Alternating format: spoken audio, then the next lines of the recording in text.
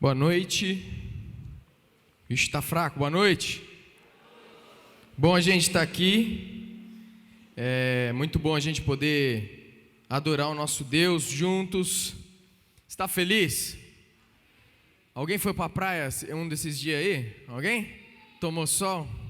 Me perguntaram hoje se eu tinha falado, foi para a praia, tá? Eu falei, não, estava entregando móveis, estou trabalhando para Casas Bahia agora.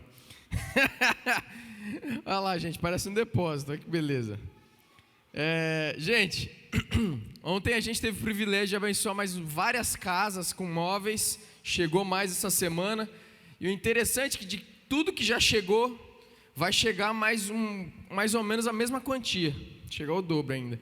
Então a gente ainda tem mais umas 30 famílias para entregar aí, e Deus tem sido muito bom com a gente. A gente já tem, nesse momento, todo o recurso que entrou para a igreja, a gente já tem pessoas que a gente vai doar, encaminhar.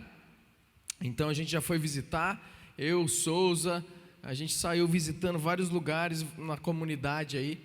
Então, gente, esteja primeiramente orando, pedindo para Deus direcionar a gente em meio a tudo que está acontecendo. Eu sei que grande parte do que a mídia já tem assentado, né? As pessoas têm parado de falar um pouco a respeito do que aconteceu em Itabuna e o que ainda está acontecendo, mas ainda tem muita luta aí pela frente, viu? E a gente está tendo o privilégio de trabalhar, servir. Muitos homens, algumas mulheres também estavam aqui com a gente ontem, e talvez você já deve ter visto algumas fotos aí nas redes sociais. Tem sido bênção poder servir a comunidade. A gente estava em um dos lugares lá, foram várias pessoas que a gente estava ajudando, e eu lembro que das pessoas que estava recebendo as coisas, queria ajudar a carregar as coisas, os móveis, né? E é interessante porque a história dele foi justamente que ele serviu todo mundo da comunidade, ali do Banco Raso. Ele foi ajudando as pessoas a tirar móveis, a salvar as coisas de casa e tudo mais, mas chegou na vez dele, quando ele entrou na casa dele para salvar os dele, não dava mais tempo. Então ele salvou do povo, mas não conseguiu salvar a dele. A gente pôde abençoar a casa dele. E quando ele chegou lá para ajudar, querendo carregar e tal, eu falei para ele assim, eu falei o nome dele, não vou falar aqui, falei o nome dele e falei assim, fica tranquilo, que hoje nós vamos servir você. Nós que vamos servir você. Então é um privilégio, gente, como igreja, poder servir a comunidade, as pessoas.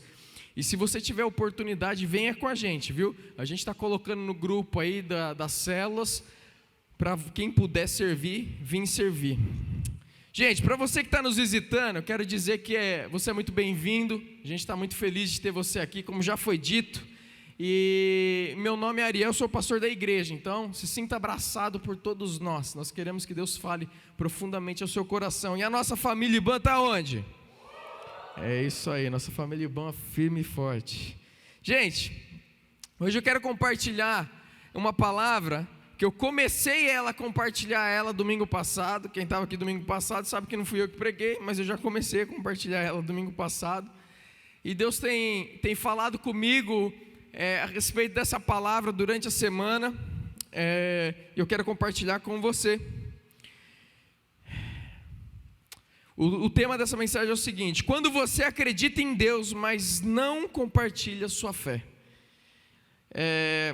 Essa semana eu fui arrumar o pneu do carro, meu pneu tinha estourado, eu fui arrumar, e é interessante que enquanto eu estava lá arrumando, esperando, eu fui conversando com a dona do local lá, fui conversando, trocando uma ideia, e daí, quando eu mencionei que eu era pastor, e daí ela já falou algumas coisas, e uma das coisas que ela falou assim, meu irmão foi morto por um pastor. Eu falei, vixe, a porta que eu pensei que estava abrindo, fechou na hora, né? Quando eu não sei, você já tentou compartilhar do evangelho? Você já tentou falar de Jesus para alguém? Levanta a mão se você já tentou falar de Jesus para alguém. Tem bastante crente na casa, então que tentou. E às vezes a gente tenta falar de Jesus para as pessoas e é difícil. A gente vive em momentos na nossa sociedade que é muito difícil falar de Jesus. Por quê? Porque você fica pisando em ovos. Você não quer ser aquele crente chato. Você não quer ser aquele crente que fica empurrando goela abaixo o que você crê. A gente não quer ser esse tipo de pessoa. Nós não queremos ser o crente que aparece nas redes sociais, que ninguém gosta, não é verdade? Porque as redes sociais, a televisão mostrou para o mundo, especialmente aqui no Brasil, no nosso contexto, mostrou um cristianismo que não é o cristianismo verdadeiro. Então as pessoas, quando olham para um crente, quando olham para um cristão, quando você fala eu sou cristão, eu sou pastor, as histórias que acompanham isso são ruins normalmente. Como eu disse, fui compartilhar, a pessoa virou para mim e falou assim: foi um pastor que matou meu irmão. Eu falei: vixe. E daí eu também expliquei para aquela pessoa que nem todo pastor que se diz pastor é pastor, e nem todo cristão que se diz cristão é cristão. E ali eu troquei uma ideia com a pessoa. Meus queridos, a gente, infelizmente, por causa dessa dificuldade que nós temos para discernir o que é um cristão, para falar a respeito de Cristo, e a gente tem que ficar pisando em ovos, muitas vezes nós fomos para um outro extremo. Em vez de falar de Jesus, a gente começa a dizer o seguinte: será que não é melhor a pessoa olhar para a minha vida e ela perceber nas minhas atitudes que eu sou um cristão? Porque afinal, aquelas pessoas falam que são cristãs, mas não agem como um cristão. Então a gente começa a pensar o seguinte: então eu estou precisando mostrar com as minhas atitudes, eu vou deixar que as minhas ações, elas demonstrem quem eu sou. Então a gente também se cala. Uma realidade, meus irmãos, é que quando a gente fala de evangelismo, algumas coisas vêm no nosso coração. A gente vem medo no nosso coração. Confirma aí para mim se não é verdade. Quando a gente fala evangelismo, gente, para quem não sabe, é você anunciar o evangelho, e o evangelho de Cristo. Evangelho significa boas notícias, boas novas. Então é você anunciar as boas notícias a respeito de Jesus. Que Jesus Cristo, ele veio à terra, Filho de Deus. Deus mandou seu Filho, o único Filho, por amor ao ser humano, que está morrendo os seus pecados. Então Jesus vem e paga o preço pelos seus pecados. Como? Morrendo numa cruz e ressuscitando no terceiro dia dentre os mortos. Para que todo aquele que nele crê não pereça, mas tenha vida eterna, consiga caminhar perto de Deus, numa vida eterna que começa aqui agora e vai por toda a eternidade. Isso é evangelismo. É anunciar as boas notícias de Jesus, que o homem estava perdido, o homem estava longe de Deus, mas por causa de Cristo Jesus, agora ele pode ter acesso ao Pai, ele pode ter uma vida eterna com Deus, amém? Amém. Então isso é evangelismo, é você anunciar isso, é você falar isso. Então quando a gente fala de evangelismo, o que normalmente vem nos nossos corações é medo, não é? Talvez um pouco de ceticismo. Será que esse negócio tem que ser feito assim mesmo? Alguma outra coisa que vem o sentimento de culpa. Por quê? Porque alguns não falam de Jesus. Então vem aquele sentimento de culpa que você começa a pensar assim: cara, eu precisava falar mais, não estou falando o suficiente. É ou não é? Alguém concorda comigo? Tem alguém vivo aí na casa? E também tem aquelas pessoas que sentem raiva. Por quê? Porque talvez já foi abordado de uma forma que não gostou, ou talvez abordou e deu ruim. Eu quero dizer uma coisa, que eu já evangelizei errado. Já evangelizei querendo, trazer as boas novas de Deus, mas no final, aquilo que era bom, parecia que se tornou uma notícia ruim. Não sei se já aconteceu isso com você, mas já aconteceu comigo. Fui evangelizar e era para várias pessoas, e as pessoas levaram do jeito errado. Na verdade, você vê que a gente culpa as pessoas, né? Eu já estou aqui falando que as pessoas que levaram do jeito errado, na verdade eu que estava comunicando errado o evangelho. Então, pela minha falta de experiência, eu comuniquei errado, as pessoas começaram a ficar bravas comigo. E parecia que eu estava forçando algo que era tão bom, mas eu estava forçando goela abaixo para eles. E as pessoas começaram a ficar bravas comigo. Eu já fui agredido verbalmente quando eu fui falar de Jesus. Já fecharam a porta na minha cara quando eu fui falar de Jesus. Gente, como eu disse, falaram que pastor é ladrão, né? Quando eu fui falar de Jesus algumas vezes, se eu menciono, a pessoa pergunta: você trabalha com o quê? Você faz o quê? Se eu falo que eu sou pastor, daí a pessoa já entra no negócio: todo pastor é ladrão. Então, gente, já aconteceu muitas coisas na minha vida, mas isso não pode parar a gente de fazer aquilo que nós somos chamados. Ou será que nós somos chamados realmente para falar de Jesus? Ou simplesmente para viver como Jesus viveu e está tudo bem? E só com as minhas ações? A grande coisa que a gente tem que perguntar é o que Deus quer que a gente faça. E eu falei um pouco disso no domingo passado, quando a gente estava orando aqui, derramando algumas palavras sobre a vida dos nossos irmãos, Adriano, Marisa e os filhos que estão indo para Araçatuba, inclusive estejam em oração. Adriano e Gigi estão a caminho já, começaram hoje essa jornada. Romanos 10, 13 a 17, eu vou ler para você de novo. Eu li aqui isso daqui para eles. E diz o seguinte: porque todo aquele que invocar o nome do Senhor será salvo. Como, pois, invocarão aquele em quem não creram? E como crerão naquele em quem não ouviram falar? E como ouvirão, se não houver quem pregue? E como pregarão, se não forem enviados? Como está escrito: como são belos pés dos que anunciam as boas novas. Eu vou pular para o versículo 17, que diz assim: consequentemente, a fé vem pelo ouvir a mensagem, e a mensagem é ouvida mediante a palavra de Cristo. O que Paulo está aqui basicamente falando, ensinando a igreja de Roma, o que ele está dizendo é o seguinte: olha, as pessoas são salvas, qualquer pessoa que invocar o nome de Cristo, qualquer um, todo aquele que invocar a Cristo Jesus, o nome do Senhor, esse será salvo. O que ele está dizendo: todo aquele que se arrepende e coloca a sua fé em Cristo Jesus, essa pessoa é salva. É interessante porque em cima disso ele faz algumas perguntas. Ele fala o seguinte, olha lá as perguntas que ele faz: como, pois, invocarão o nome de Jesus, se eles não creem nele? E como crerão naquele em quem eles não ouviram falar? E como ouvirão se não tiver quem pregue? É interessante então que Paulo está dizendo, deixando uma coisa muito clara: é necessário a pregação, a verbalização das boas novas. Você já falou de Jesus? Não precisa levantar a mão. Você já falou de Jesus? Em algum momento, nessa semana, você já falou de Jesus? Ou melhor, quando foi a última vez que você falou de Jesus? Eu não estou dizendo que quando você convidou alguém para vir na igreja.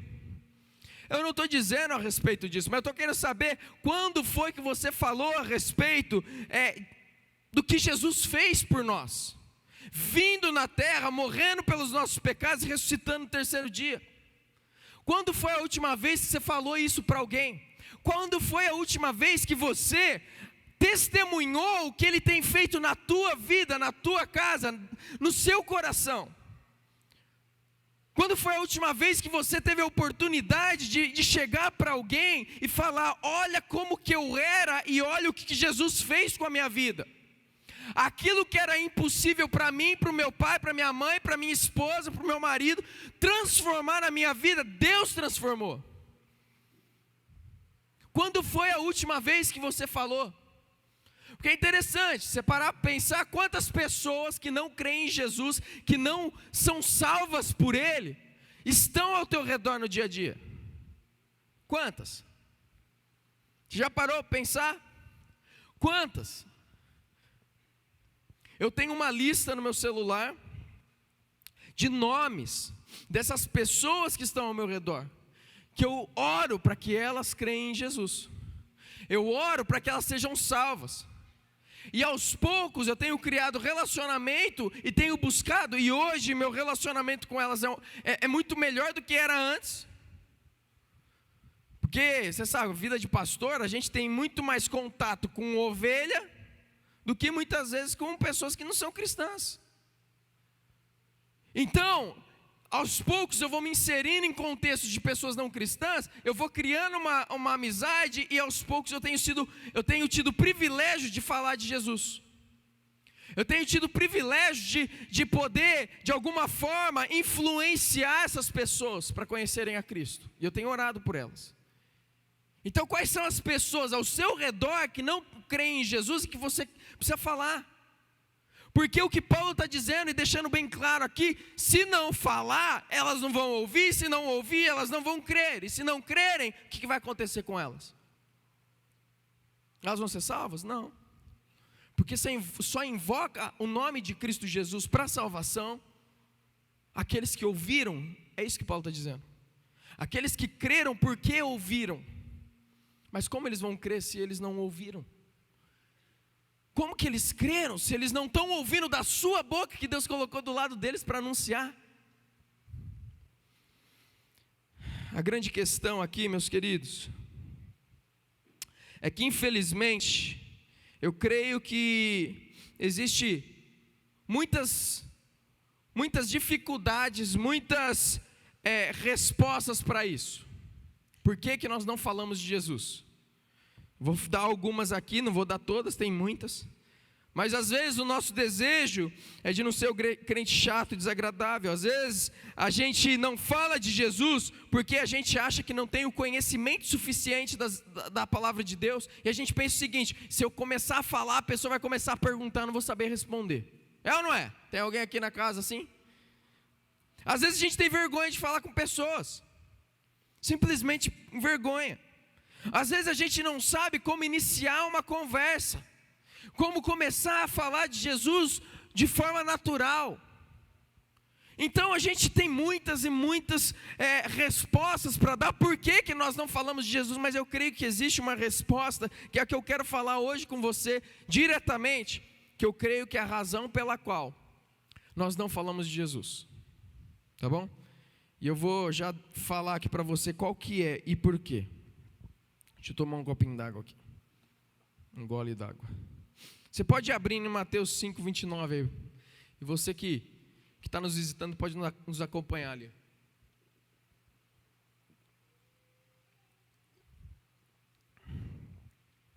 Olha só.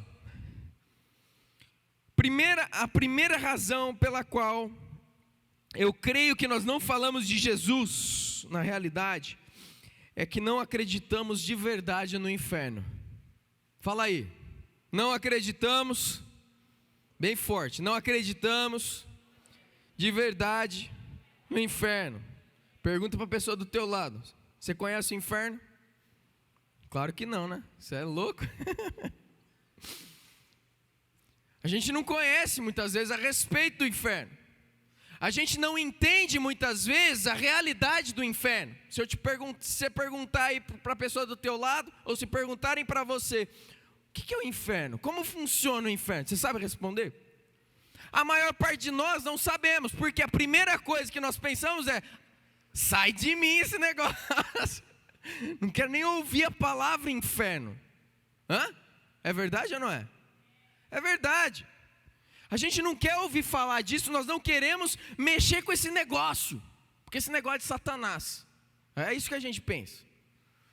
Então nós não entendemos a respeito do inferno, e porque nós não entendemos a realidade do inferno, nós também não entendemos e não vivemos a urgência da pregação do Evangelho. E esse é um grande problema para nós, cristãos especialmente. E eu quero que de alguma forma você entenda um pouco hoje a respeito do inferno, a respeito do céu, para que você seja mais ousado na tua pregação. Para que você saia daqui com uma chama dentro de você, dizendo: eu tenho amigos, eu tenho familiares, eu tenho pessoas ao meu redor que estão a caminho do inferno. Pode ser hoje, pode ser nesse momento, enquanto eu estou aqui. Eu preciso falar. Eu preciso vencer esses medos, eu preciso vencer esses pensamentos na minha cabeça. Eu preciso vencer esse medo de que eu não tenho o que falar, eu não tenho a palavra, nunca fiz, eu não sei. Eu preciso vencer. Então a primeira coisa é que nós não acreditamos de verdade no inferno. E é interessante isso, porque essa semana, fui fazer uma visita com o Souza, para uma família que perdeu uma pessoa querida do meio deles. Isso daqui eu percebo, eu sendo pastor e estando no meio de pessoas que perdem pessoas queridas.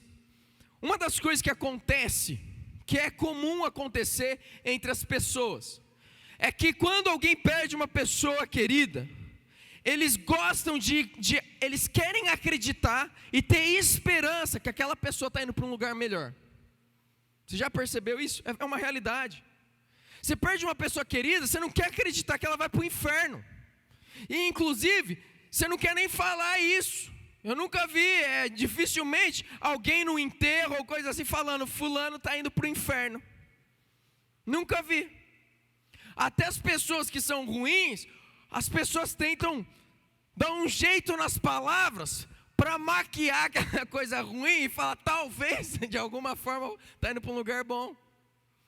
Essa é a realidade. Então, a gente ouve coisas assim, mais ou menos. E eu ouvi isso essa semana. Ela era uma pessoa religiosa. Ela era uma pessoa que orava todas as vezes antes de comer a comida. Olha só, essa pessoa, no fundo do seu coração, era uma pessoa boa.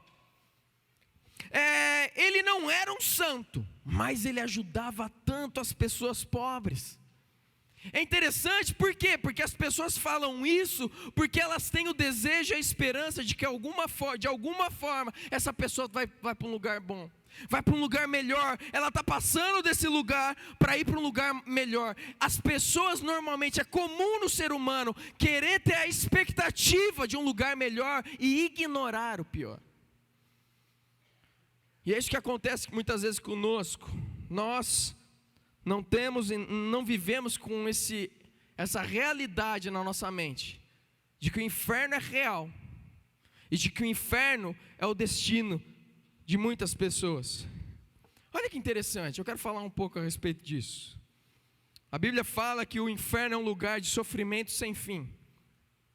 Lá em Mateus 5:29, a gente vê Jesus falando o seguinte: se o teu olho direito te faz pecar, arranca-o e joga fora. Presta atenção, isso daqui é uma declaração forte de Jesus. E daí Jesus está dizendo, é melhor você perder uma parte do seu corpo do que todo o seu corpo ser lançado no inferno. Jesus, ele não está falando de forma literal aqui. Ele não está dizendo, olha, se seu olho te faz pecar, vai lá e arranca e joga fora. Não, Jesus, ele está mostrando a urgência que é, a rapidez pela qual a pessoa precisa lidar com o pecado na sua vida. O teu olho está te fazendo pecar, presta atenção, faça algo rápido, se arrependa, pula fora do que está acontecendo, trate o pecado de forma rápida, porque não é brincadeira. É isso que Jesus está dizendo. Ele está dizendo para você ir lá e arrancar seu olho. Inclusive, eu já ouvi histórias que pessoas amputaram um membro do corpo por causa de um texto desse. E não é isso que Jesus está dizendo. Mas Jesus, de qualquer forma, ele está mostrando que é melhor você perder um olho do que você ir para o inferno. Você já imaginou ficar sem olho? Você imaginou ficar sem a visão? Alguns domingos atrás eu falei a respeito eu dei um exemplo de uma pessoa cega, né? Gente, a gente não tem noção do que é não conseguir enxergar direito. A gente não tem noção disso. A seriedade que é você perder um membro que te ajuda a andar, te ajuda a ver as pessoas que você ama, te ajuda a se proteger de um mal. A gente não tem noção do que é isso. E Jesus está dizendo, olha, é melhor você perder esse membro do seu corpo que você ser lançado no inferno. Olha a seriedade que é o inferno para Jesus. Por isso que nós vamos ler lá em Apocalipse, presta atenção nisso daqui. É um anjo falando a respeito daqueles que vão adorar a besta nos fins dos tempos. E olha o que ele fala a respeito do inferno. Também beberá do vinho, Apocalipse 14, 10 e 11, diz assim, também beberá do vinho do furor de Deus, que foi derramado sem mistura no cálice da sua ira. Presta atenção nisso daqui. Será ainda atormentado com enxofre ardente, na presença dos santos, anjos e do Cordeiro. A fumaça do tormento de tais pessoas sobe para todo sempre. Para todos os que adoram a besta e sua imagem, e para quem recebe a marca do seu nome, não há descanso dia e noite. Presta atenção que isso daqui é o inferno. Isso aqui é uma declaração de como vai ser o inferno. O inferno é um lugar onde é conhecido aqui como uma fornalha ardente, um lugar de enxofre ardente, das trevas mais densas, um lugar onde há choro e ranger de dentes para sempre, não há descanso. Você consegue entender isso? A gente está numa época que as pessoas estão pegando virose. Teve bastante tempo atrás, acho que foi um pouco antes da pandemia, eu peguei uma virose, gente, que eu não tinha mais nada para botar para fora. Não saía mais nada, mas eu não passava, não ficava melhor. Uma sensação ruim. Parecia que você não sarava, mas também você levantava, você sentia ânsia de vômito, mas não tinha nada para botar para fora. Muitas pessoas pegaram isso. Vocês estão lembrados desse tempo? Né? Alguns estão passando por alguma coisa assim, né? Gente, é horrível. Agora você imagina você sentir dor de dia e de noite, de dia e de noite, de dia e de noite, e entender que não existe fim nessa dor. Você consegue compreender isso? Algumas pessoas que não entendem a seriedade do inferno, essas pessoas, o que elas fazem? Elas até brincam com o inferno. Elas falam coisas seguintes, elas falam assim, não, eu já ouvi isso evangelizando. Eu prefiro ir para o inferno, porque todos os meus amigos vão estar lá. Não sei se você já ouviu isso. Eu prefiro ir para lá, meus amigos vão estar lá mesmo. Eu vou para o céu, vou fazer o quê? Não conheço ninguém. Essa pessoa não entende a seriedade do inferno. Outras dizem assim, eu não quero ir para o céu para quê? Eu prefiro ir para o inferno onde eu posso fazer tudo, do que ir para o céu onde tem muita restrição. Gente, isso daí não tem nada tão errado como esse pensamento. A pessoa não tem noção do que ela está falando, porque o que a gente está vendo aqui é que você vai passar a eternidade sofrendo e você não vai ser consolado por ninguém. Você não vai estar na presença dos seus amigos lá no barzinho da esquina do inferno e vai lá estar bebendo uma cervejinha, vai estar lá curtindo um som, pegando umas mulheres. Não tem nada disso.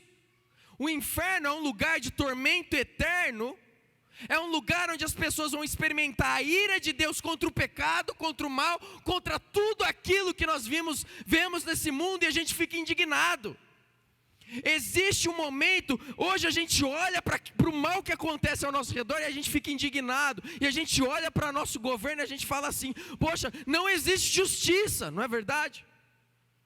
A gente vê absurdos acontecendo com crianças, abuso em criança, abuso a idosos, e a gente fica indignado, e nada acontece, o cara vai preso, amanhã ele está solto, a gente fica indignado com isso.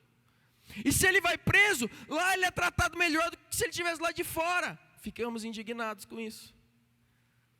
Por quê? Porque a gente tem esse sentimento que não existe essa justiça. Meus irmãos, existe um tempo certo, onde Deus ele vai derramar todo o seu furor, toda a sua ira contra todo esse mal. Todo esse mal. Todo mal será por toda a eternidade experimentado a ira de Deus. Todo aquele que praticou mal, todo aquele que viveu longe de Deus e não creu no seu Filho como Salvador, todo aquele que não se colocou debaixo do senhorio de Jesus Cristo, vai sofrer eternamente no inferno. E as pessoas falam, mas eternamente é muito, é uma punição injusta.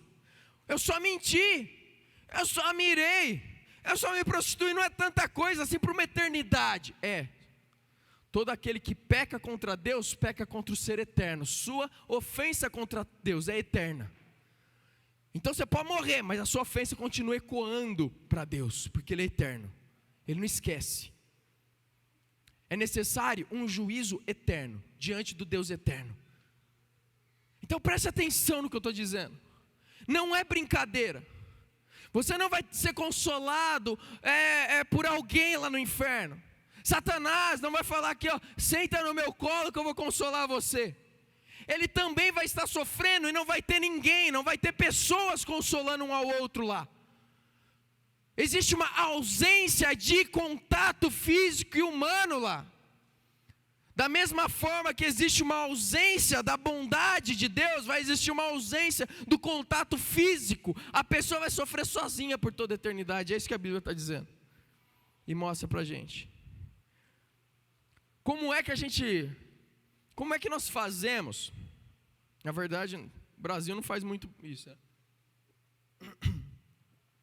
Mas alguns países, para punir as pessoas que cometem os crimes mais horríveis, o que eles fazem? Qual que é a pior punição que a pessoa recebe? Alguns países é morte. Mas antes de chegar na morte, é o isolamento. É isolamento. Tem países que têm isolamento perpétuo. Gente, você já imaginou ficar isolado? Você já imaginou o que é isso? Se nós como seres humanos sabemos como lidar com um criminoso muitas vezes, que age de maneira horrível, e sabemos que a pior coisa é a pessoa ficar sozinha, isolada, porque ela não consegue conviver numa sociedade, imagina Deus, imagina o inferno como que não vai ser. Essa é a realidade do inferno. Imagine a dor física do sofrimento sem fim, o vazio emocional de se machucar sem ninguém para confortá-lo, e o conhecimento de que você sofrerá sozinho, sem nenhum alívio, nunca. É isso o inferno. É isso que a palavra diz para nós a respeito do inferno. Meus irmãos, Salmo ele diz o seguinte, ele fala: melhor é um dia em teus átrios do que 1000 em outro lugar. O céu em contrapartida é totalmente diferente. O céu em contrapartida com o inferno, às vezes as pessoas pensam que lá no céu vai ser um culto eterno. Um culto, sabe aqueles cultos onde todo mundo tem que ficar sentadinho, ou de pé, vai lá e tal. Não tem nada a ver. A Bíblia mostra para a gente, aqui é o salmista falando, em Salmo 84:10, ele fala assim: um dia na sua presença, nos seus atos, na sua presença, é melhor do que 1000 em qualquer outro lugar. Imagina aí os 10 melhores momentos da sua vida, imagina. Às vezes foi quando você casou, quando você se formou, ou quando você nasceu seu filho, você pegou seu filho pela primeira vez no colo. Ou quando você agora, talvez você já é avô, avó, e você pôde balançar o seu netinho. Imagina os melhores momentos da sua vida, os 10 melhores. A Bíblia fala que melhor é um dia na presença de Deus. Um dia estar com Ele. Viver com Ele, presta atenção, está falando aqui de terreno. Não está falando de estar no céu, face a face com Deus. Está falando aqui, de hoje, na terra, viver ali. Sabe quando você sente aquela presença de Deus? Você está orando, você está buscando, você está louvando, você está na rua, no teu trabalho, e Deus ele manifesta a presença dele. Você fala: caramba, eu não quero sair desse momento, quero continuar nesse momento aqui. É tão bom, o salmista fala, um dia estar com Deus, experimentar a presença manifesta dele na nossa vida, do que 1000 dias dos melhores momentos da nossa vida. Você compreende o que é um céu? O céu em contrapartida do inferno é totalmente diferente. Não é um culto entediante, não é um culto onde você fica olhando para o relógio e fala: pô, espera que, nossa, o pastor está demorando hoje na palavra, nossa, está calor, não sei o que. Não é isso daí. O céu é estar com Deus eternamente. Nós teremos funções, teremos coisas para fazer lá. Olha o que a Bíblia fala a respeito do céu. Apocalipse 21, 4 e 5 diz assim: Ele enxugará de seus olhos toda lágrima, não haverá mais morte, nem pranto, nem pranto, nem dor, porque a velha ordem das coisas já passou. Aquele que estava sentado no trono disse: estou fazendo tudo novo. O céu é um lugar onde não existe pranto, não existe pecado, não existe a maldição do pecado que vem tudo de ruim que a gente vive na terra. Não existe você ficar idoso, velho, já começar a sentir as dores do seu corpo. Não existe pessoas acamadas, não existe pobreza, não existe falta, escassez, fome, não existe essas coisas. Não existe criminoso, não existe inveja, não existe fofoca. O céu é um lugar onde tudo é feito novo pelo Rei dos Reis e Senhor dos Senhores. É o lugar onde Ele habita, é o lugar mais santo, porque o Santo dos Santos está lá, o Deus que é santo está lá. Aquele que reflete a sua luz. A Bíblia fala que a própria luz de Deus ilumina a cidade. Meus irmãos, viver no céu é estar com Deus. Apocalipse 21:3 vai dizer assim: agora a morada de Deus está com os homens, e com eles habitará, presta atenção, eles serão o seu povo, e o próprio Deus estará com eles, e será o seu Deus. Sabe o que é a melhor coisa do céu? É porque Deus vai estar lá.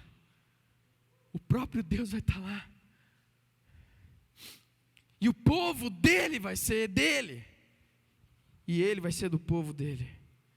Gente, não tem nada melhor do que isso. A verdade é que, preste atenção nisso, a verdade é que se a eternidade estivesse na minha mente, eu oraria muito mais por aqueles que estão distantes de Deus. Eu compartilharia minha fé em Cristo diariamente. Eu encontraria um jeito de entrar na vida das pessoas para ganhá-las para Cristo. Em vez de acumular cada vez mais, eu usaria tudo que tenho para espalhar o Evangelho ao redor do mundo. Se eu realmente acreditasse no céu e no inferno, minha vida seria muito diferente do que é. Essa é uma realidade.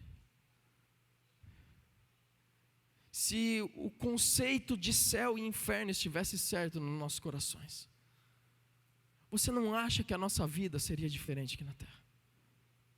Você não acha que os desejos e as conquistas que nós gostaríamos de ter e usufruir seria muito mais do que bens materiais? O quanto você tem orado por pessoas que estão perdidas? O quanto que você tem se desprendido dos seus recursos para poder investir na expansão do reino de Deus, para fazer o nome de Jesus grande? O quanto que você tem sido generoso? A nossa igreja, a gente estipulou um valor que Deus colocou no nosso coração, e a gente doou para a nossa cidade. O pensamento é o seguinte: não adianta a gente só falar que ama a cidade, se a gente também não é generoso com a nossa cidade. E a gente estipulou mais do que a gente podia, mas a gente sabia que Deus, a gente estava semeando na nossa cidade, porque nós vamos colher frutos na nossa cidade, nós cremos nisso. O quanto que você semeou na vida daqueles que estão passando por aperto hoje?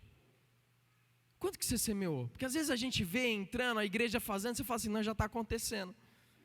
Mas você participou disso? Você tirou do seu bolso? Quantos de vocês foram atrás de ir lá e falar de Jesus para um vizinho que perdeu alguma coisa, para alguém que você conhece, que perdeu tudo? Você foi lá falar da esperança que existe em Cristo Jesus, que é uma esperança eterna, é um céu onde não há mais pranto, onde não há mais choro, mas existe um Deus pelo qual vai enxugar todo o pranto, todas as lágrimas do nosso rosto. Quantos pôde fazer isso? Ah, mas precisa ser pastor para fazer isso, né? Precisa ser um cara mais assim, estudado. Não, não precisa não. Jesus não falou, se torne pastor, então discipule. Jesus não falou, se torne pastor, se torne um ministro, se torne um presbítero, e daí depois você vai falar de Jesus, você vai pregar. Jesus falou, ide e pregai. Ele falou, então recebereis poder do céu quando o Espírito descer, para serem a minha testemunha. Você recebe o poder do Deus Todo-Poderoso, o Espírito Santo que desce e enche a tua vida com poder, para você testemunhar.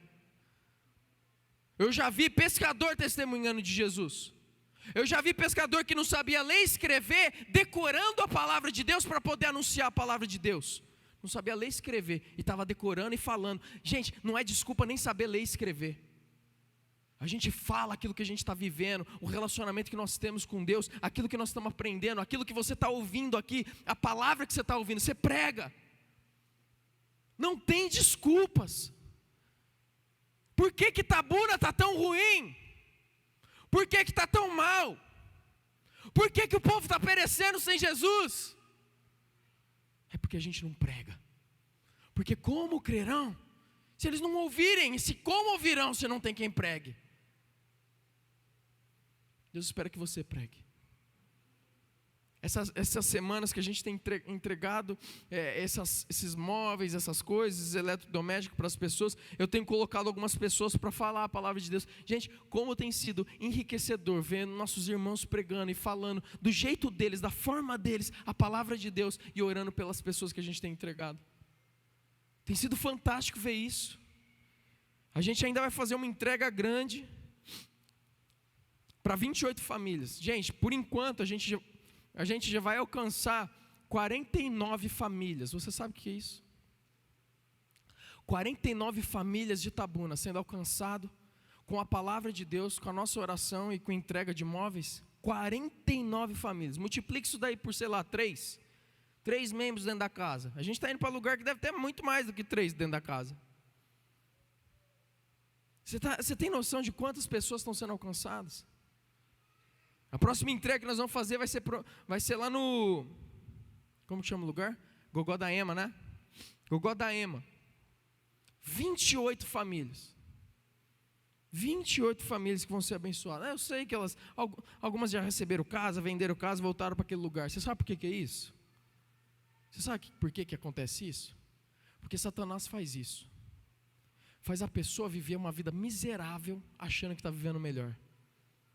Ela recebe uma casa, ela vende a casa num lugar bom e volta para a miséria. Satanás faz isso. Satanás faz a gente viver o pior. Mas Deus tem o melhor para nós. Oh, como eu quero ver Itabuna vivendo o melhor de Deus. Como eu quero que essa cidade, que hoje é conhecida por estatísticas horríveis, que seja conhecido pelo lugar onde as pessoas são transformadas. Por um lugar onde as mãos de Deus abençoam e faz grandes coisas. Eu quero ver isso. E eu creio que você quer, você não quer? Você quer? Então o que nós temos que fazer? O que a palavra está nos mostrando? Nós precisamos entender a realidade do inferno e do céu e dizer, cara, eu preciso ir, eu preciso falar, eu não posso parar. Isso precisa arder no nosso coração, dia após dia, noite após noite. Isso precisa arder no nosso coração. Não é apenas convidar para um culto ou para a célula, é eu testemunhar, é eu ser usado pelo Senhor, é eu entender que o trabalho que eu tenho é o meu campo missionário, e é lá que Deus quer que eu testemunhe e fale de Jesus. Claro que acompanhado de uma vivência que dá credibilidade àquilo que eu falo. A realidade, meus irmãos, é que muitos estão pensando, e talvez você não pense isso, mas talvez você esteja vivendo dessa forma. Preste atenção. Às vezes nós não pensamos que a maior parte das pessoas estão indo para o céu. Nós não pensamos isso. Você que é cristão já ouviu falar que não é isso, não é dessa forma. Mas se você não prega Jesus, você fala que não é dessa forma, mas você parece que está crendo que é dessa forma.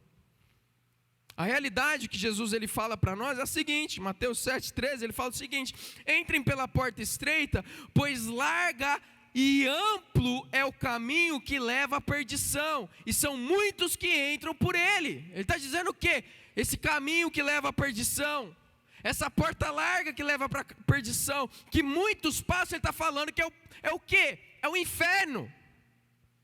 É o inferno. Muitos, a maior parte, a maioria, porque é largo, é fácil. Vamos lá, galera, vamos lá. Vamos lá. Mas o que Jesus ele acompanha esse texto dizendo o seguinte: como é estreita a porta. E aqui ele está falando de Jesus. Porque Jesus falou, eu sou o caminho, a verdade e a vida, e ninguém vem ao Pai senão através de mim. E Jesus está dizendo, eu sou o único caminho. A palavra de Deus fala que Jesus é o mediador, é o único mediador que nos leva a Deus. Não existe outro. Não existe um fake. Não existe. Não existe uma religião. Existe Jesus que leva para Deus. Acabou, ponto final. Existe o Filho de Deus que morreu por nós para pagar o preço pelo pecado, para que a gente pudesse ter comunhão com Deus. Ponto final. Não existe outros, não existe outro jeito, não existe alguma coisa que eu compro, alguma coisa que eu falo, uma oração que eu faço. Não. Quando eu falo para você orar comigo, é uma declaração que você está fazendo daquilo que aconteceu no teu coração. Mas a salvação não vem simplesmente por uma oração.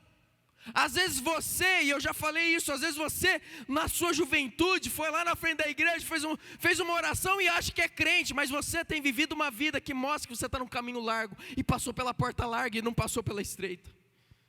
Jesus falou que a porta é estreita e o caminho é estreito, não é de qualquer jeito que a gente vive.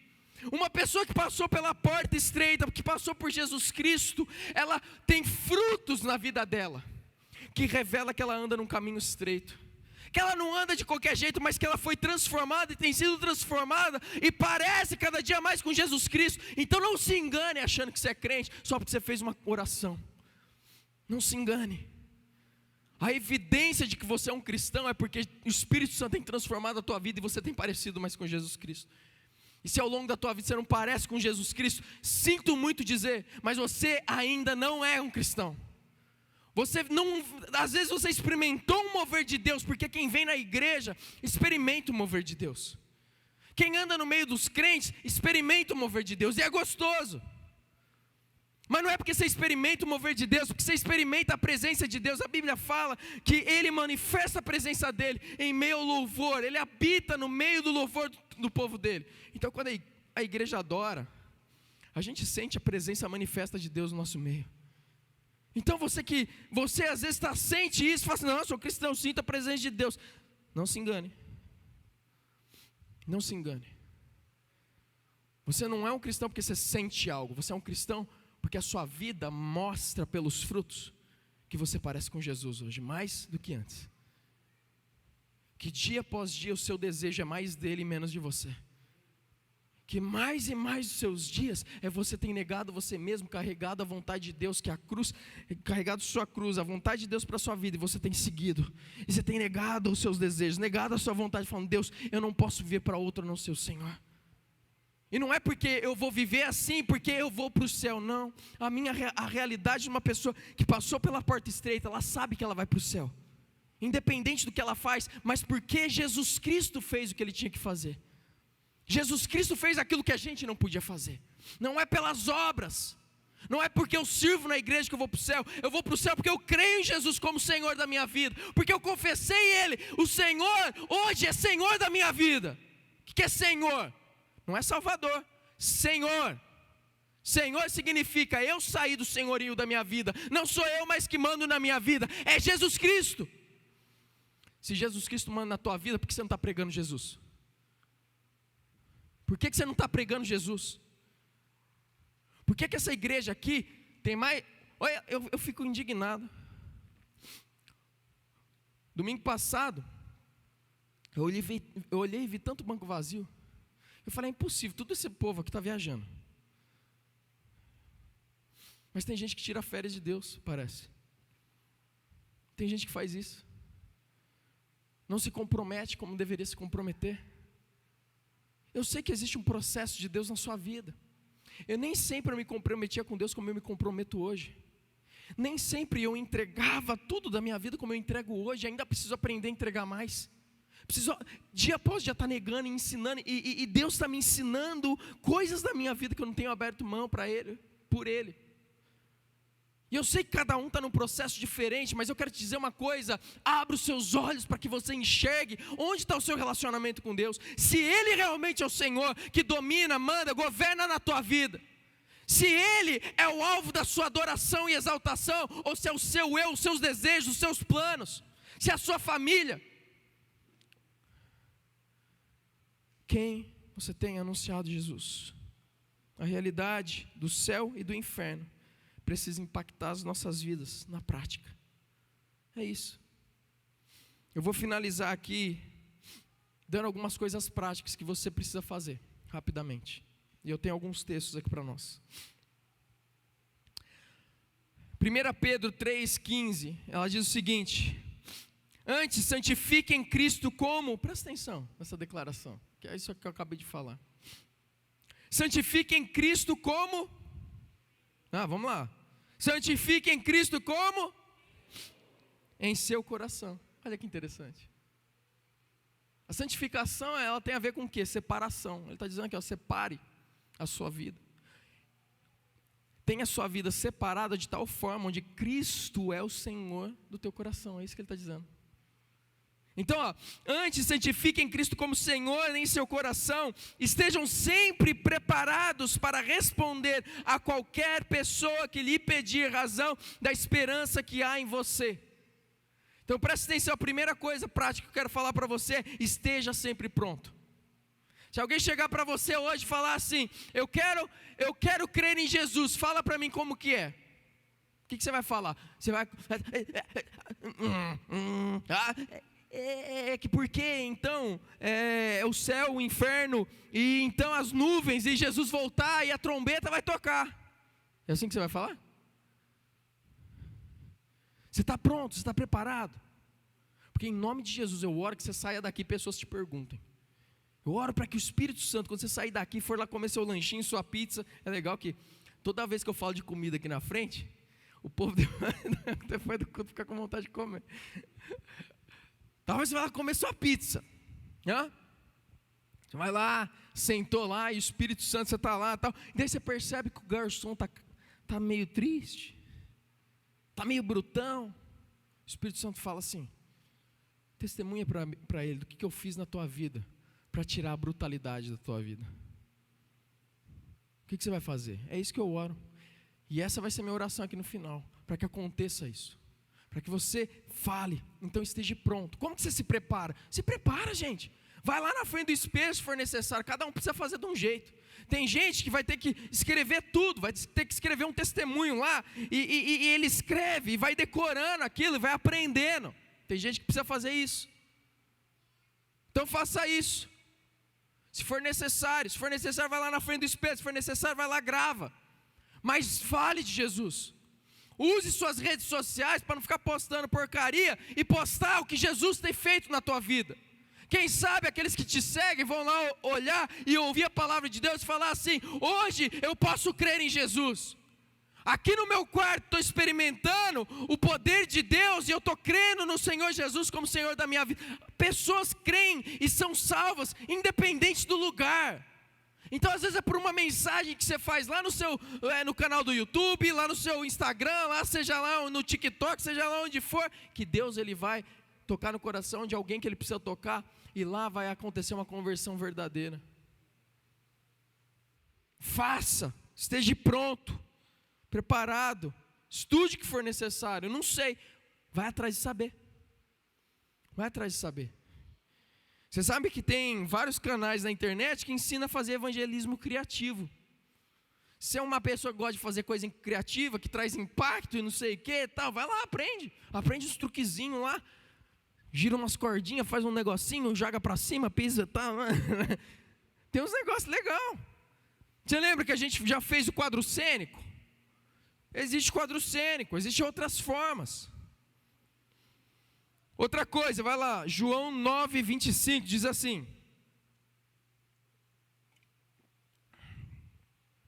Aqui depois que um cego de nascença foi curado por Jesus, os fariseus começaram a investigar a cura dele, se era verdadeira.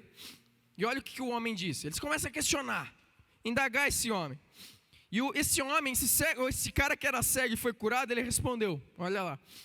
Não sei se ele é pecador ou não. Uma coisa sei, eu era cego e agora eu vejo.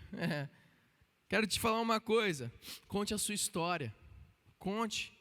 Não só esteja preparado para quando alguém te abordar, mas vai atrás de contar a sua história para as pessoas. Esse cego aqui, ele estava contando para as pessoas a respeito do que Jesus fez. Ele não sabia com todas as palavras mais eloquentes. E talvez você não saiba tantos versículos decorados. E talvez você não saiba todas essas coisas. Mas agora, do jeito que você está, nesse momento, fale da forma que você conhece, da forma que você sabe que Deus usa. E ao longo do tempo, conforme você vai fazendo isso, você vai perceber a necessidade de conhecer um pouco mais. Você vai aprendendo, você vai buscando. E você vai ver que você vai aprendendo e aprimorando. Outra coisa, Atos 9:36, diz o seguinte, em Jope havia uma discípula chamada Tabita, que em grego é Dorca, que se dedicava a praticar boas obras e dar esmolas. Quero ler um outro texto, Mateus 10:39, diz assim, quem acha a sua vida a perderá, e quem perde a sua vida por minha causa, a encontrará. Sabe o que você precisa fazer? você precisa entregar a sua vida. Você precisa entregar a sua vida. Você precisa se doar. Preste atenção, tanto Dorca que ela se dedicava em se doar para as pessoas. Como Jesus ele fez essa declaração, aquele que tenta encontrar a sua vida, perde.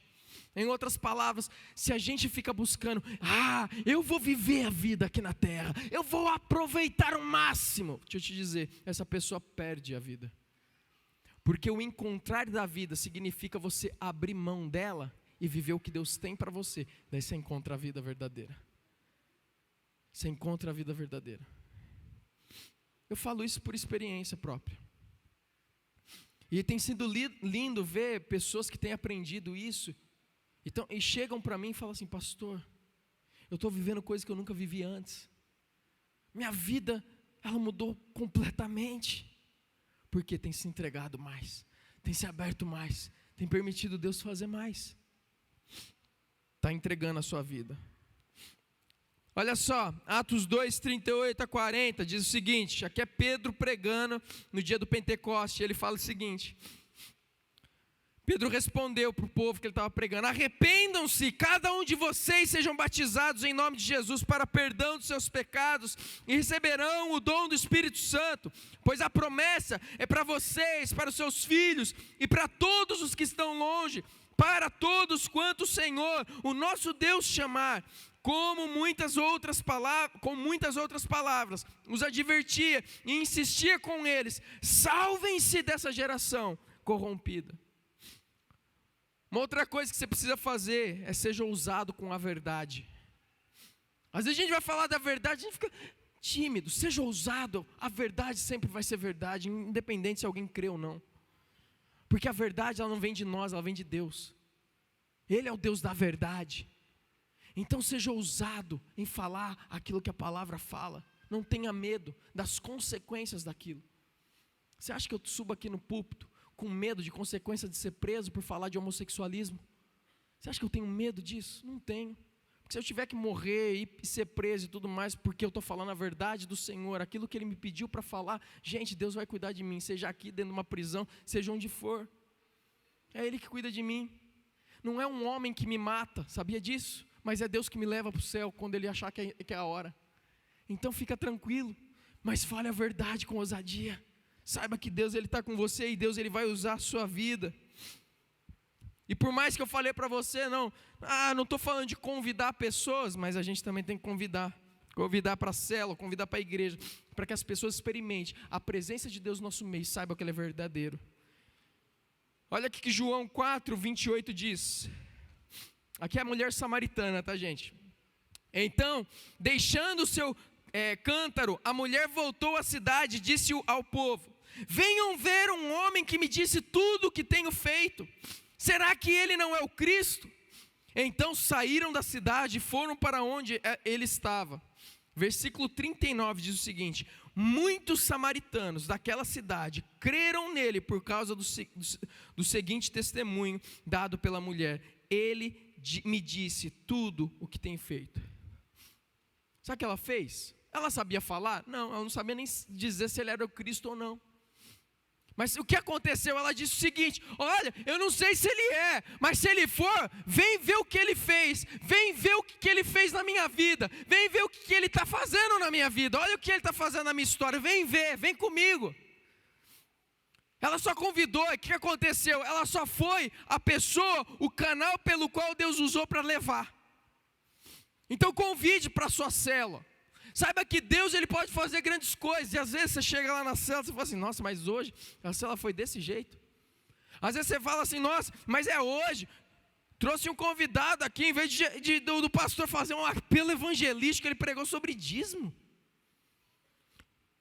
Gente, daí ficou difícil trazer alguém. Presta atenção, você traz e deixa Deus fazer. Já vi pessoas ser convertidas em pregação de dízimo. Porque é Deus que faz, não somos nós. Você não conhece o coração, você não conhece o que Deus já está fazendo na história daquela pessoa. E como Deus está se revelando naquela pessoa. Então o que você faz? Você faz igual a mulher, você começa a falar: vem ver o que Deus está fazendo no nosso meio. Talvez é isso que você precisa fazer essa semana. Vem ver o que Deus está fazendo na nossa célula. Vem ver o que Deus está fazendo lá na igreja. Vem ver como Deus ele tem manifestado a glória e o poder dele no nosso meio. Você pode ficar de pé para parecer que está acabando?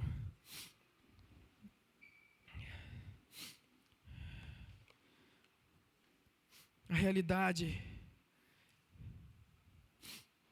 é que Jesus ele está voltando.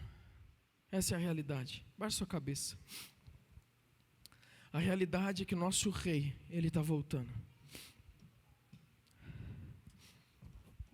Eu não sei como que você tem vivido essa questão da sua vida, o quanto que você tem conseguido falar de Jesus para as pessoas, o quanto você tem conseguido testemunhar. Eu não sei quando foi a última vez que você fez isso, mas hoje, a minha oração para a sua vida é que você tenha uma convicção e um entendimento correto do inferno. E que isso produza em você um sentimento de urgência. Eu preciso falar. Fazer, agir não é suficiente. Apesar de eu precisar fazer também. Mas eu preciso falar de Jesus para que muitos creiam. Eu preciso falar de Jesus para que muitos creiam. Será que você pode falar isso aí no teu coração? Em oração para Deus? Pai, eu quero falar mais do Senhor. Fala isso para Ele. Pai, eu quero ter mais coragem, eu quero encher. Deus, ajude-me, ó Deus. Para que assim como Jeremias declarou que quando ele calasse a boca dele para não falar aquilo que o Senhor estava querendo que ele falasse, a sua palavra queimava dentro dele, ó Deus, parecia que um fogo estava dentro dele. Ele precisava falar.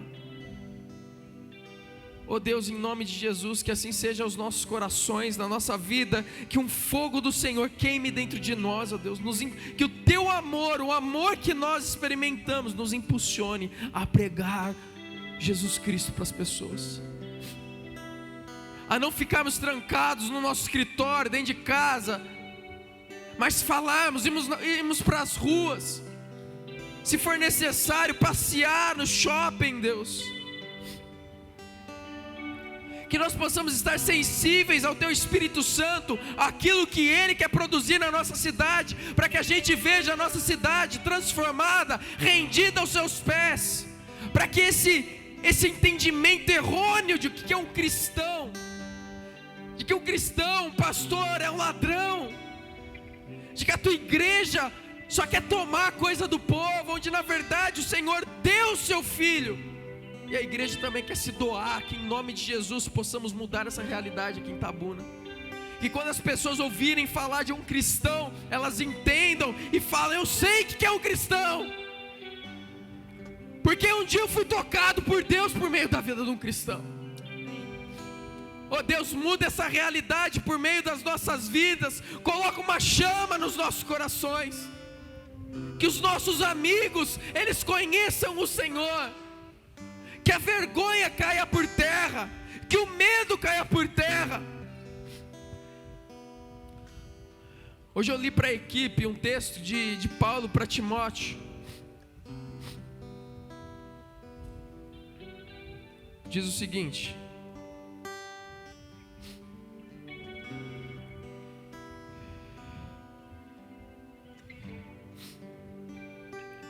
pois Deus não nos deu um espírito de covardia, mas poder, de amor e de equilíbrio.